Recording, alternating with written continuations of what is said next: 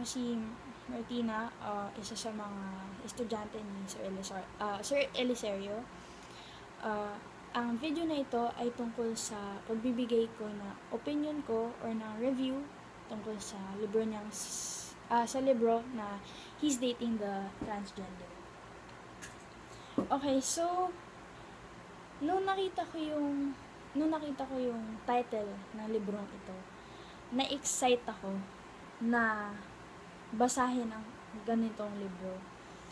Kasi hindi ko masyado nakikita or wala akong masyado nakikitang librong mga ganito na willing ang isang tao na ipagmalaki or i-share niya ang love story niya with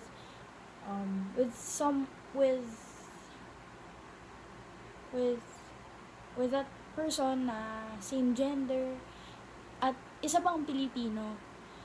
Dahil saan ka makakita ng isang Pilipino na ganun ka brave na ipagmalaki niya yung pagmamahal niya sa isang lalaki katulad niya. At sa totoo lang, may natutunan ako May natutunan ako sa librong ito. Yung difference ng pagmamahal mo sa isang bakla at pagmamahal mo sa isang babae. Ako, sinusupport ako actually yung mga LGBT community, yung mga ganun. Dahil love wins, in short. And naniniwala ako na parang parang lahat ng tao ay hindi dapat hinuhusgahan na kung sino man mamahalin niya sa buhay niya dahil buhay niya yun. And masaya isipin na parang may mga tao kagaya ni Art at ni Trixie na kaya nilang ipagmalaki at sobrang brave nila na ipagmalaki nila yung pinagdaanan nila, yung hardships or mga hirap ng pinagdaanan nila. Ang storya na ito ay tungkol sa pinagdaanan ng dalawa, si Trixie at si Art. Sa unang parte ng book, kinuwento ni Art ang mga pinagdaanan niya, yung mga dati niyang mga girlfriends na yung mga first heartbreak niya, yung kung paano siya pinalaki, at kung gano'n siya heartthrob or kung gano'n siya na parang chick boy gano'n at babaero na sinabi niya rin sa libro na wala siyang pake kung masaktan yung tao, basta wag lang siya masaktan. At kinuwento niya rin yung high school life niya, lahat kinuwento niya hanggang na kilala niya si Trixie. Tapos si Trixie naman, kinuwento niya rin yung mga pinagdaanan niya na nagte-take in siya ng female hormones na medicine nung grade school pa siya. At nakakagulat yun dahil hindi siya normal na ang isang bata na grade school pa lang or patungong high school naman or mga late grade school days or years, doon na siya nagtitake ng meds pang female hormones. Tapos in-explain nilang dalawa na kung paano sila nag-meet. Tapos may mga pictures din sa libro na nakakaaliw tingnan. At nakikita mo talaga yung kasiyahan ng dalawa or pagmamahal nila sa isa't isa. Tapos meron din mga side kwentos na ini-insert nila sa ibang parte ng libro na kinukwento minsan ni Art, minsan naman may mga dialogues na kinukwento ni Trixie. Tapos may isang part na talagang naapekto ako. At ito yung parte na teleserye ng kanilang buhay. Dahil ito yung parte na sumali si Trixie sa isang pageant sa Eat Bulaga. At sa gabing yun, nag-text ang nanay ni Art.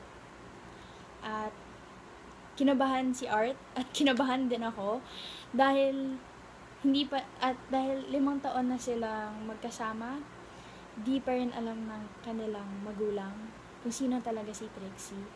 At kinabahan talaga ako dahil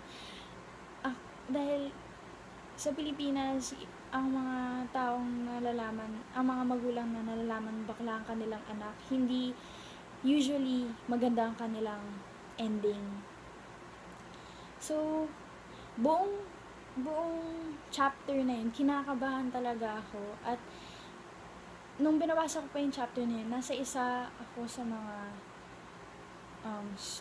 sa mga coffee shops at mukha akong timang nagbabasa at mukhang kinakabahan, parang may humahabol sa akin, ganun. Pero naapekto talaga ako dahil alam ko kung ano yung mga nararamdaman ng mga tao na hindi pa sila out sa magulang nila. Dahil mukha naman na mahirap nga naman dahil mas lalo na dito sa Pilipinas na talagang ayaw ng simbahan, yung mga ganon. Kaya hangang-hanga ako kala Art at Trixie at talagang open, bukas na bukas sila sa mga taong may ayaw nun.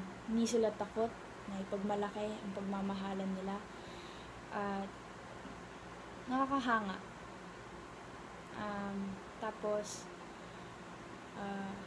yung parte na kinakabahan na nakakakaba para sa kanila, nung nalaman ko na umiiyak na yung nanay ni Art sa kanya, medyo na teary-eye pa ako dun dahil sobrang parang mukha na naman na mahirap para sa magulang i-accept ang isang lalaki or isa sa mga hirap itanggapin na ganun ang kinalabasan ng kanilang anak. Tapos meron din isang parte na nakakatawa. Actually, madaming parte na nakakatawa, pero isa sa mga talagang natawa ako is yung parte na hindi maamin ni Art na mahal niya si Trixie at nahuli pa siyang na nag-text ang kanyang ex at nagka-drama sila ng onte nung parte na yun nga, kumakain sila sa isang restaurant at naghanapan at hindi pa alam ni Art if iiwanan ba niya yung pagkain or hahabulin niya si Trixie. Talagang battle between the food and the lover. I mean, and your love, ganun. Parang ganun. So, nakakatawa yung part. At yung sinabi pa ni Trixie na naka-text naman niya yung ex niya. Hindi mo naman ako love. Parang ganun. Tapos, nakakaaliw. Mas nakakaaliw din yung mga nakakaaliw din yung mga pictures nila na ang layo na ng pinagdaanan nila. Ang layo na ng mga dinatnan nila sa buhay nila. At nakakagulat din na sa isang parte na pauwi na silang dalawa galing New York at nag-usap sila ni Art tungkol sa kung babalik ba sila ng Pilipinas or magsistay sila sa New York at masaya tingnan na kahit alam nilang may laban sila dito, na mahirap tumira dito ng ganun ang kanilang lifestyle, pinili niya pa rin nila ang pagstay nila dito sa Pilipinas at hindi dun sa New York. So, yun lang ang masasabi ko tungkol sa librong He's Dating the Transgender. At sana naman ma-enjoy din ng ibang tao. Ma-enjoy din ng ibang tao ang librong ito, katulad ko na nag-enjoy talaga, at nabasa ko sa sa 2 oras ata or 2.5 oras, dahil sobrang hindi ka makaka-stop, hindi ka makakapigil sa pagbabasa, dahil sobrang ganda talaga. So, yun lang ang masasabi ko para sa librong He's Dating the Transgender. And sana ma-enjoy ng sana ma-enjoy ng ibang tao yung librong ito sa future. So, yun ulit ang book review ko para sa He's Dating the Transgender. Ako po muli si Martina, isa sa mga estudyante ni Sir Eliserio, Tuesday and Thursday school. Thank you!